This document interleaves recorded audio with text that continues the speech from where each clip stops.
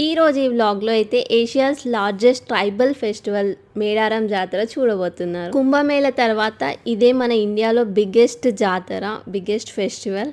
ఒకప్పుడు అక్కడ ఉన్న గిరిజనులే ఈ జాతర జరుపుకునే వాళ్ళంట. బట్ ఇప్పుడు కొన్ని కోట్ల మంది అమ్మవారిని దర్శించుకోవడానికి వెళ్తున్నారు. మేము కూడా అమ్మవారిని దర్శించుకోవడానికి మేడారమే వెళ్తున్నాం. అండ్ మీరు కూడా ఈ వీడియో చూసి అమ్మవారిని దర్శించుకోవచ్చు. నేను వీడియో డీటెయిల్గా తీస్తాను. అసలు మేడారం జాతర గిరిజనులు ఎందుకు చేసుకునే వాళ్ళు, మేడారం జాతర ఏంటి, అసలు అమ్మవారి ప్రత్యేకతలు ఏంటి అని నాకు తెలిసిన కొన్ని విషయాలు చెప్తాను. వీడియో స్కిప్ చేయకుండా ఎండ్ వరకే చూడండి.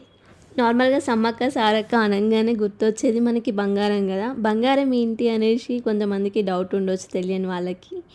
బంగారం అంటే అమ్మవారికి సమర్పించుకునే బెల్లంనే, ప్రసాదంగా సమర్పించుకునే బెల్లంనే బంగారం అని పిలుస్తారు. మనకి ఏ గుడికి వెళ్ళినా ప్రసాదంగా లడ్డు, పులిహోర ఇలా ఉంటాయి కదా. బట్ సమ్మక్క దగ్గర మాత్రం ఓన్లీ బెల్లం బంగారం రూపంలోనే మనకి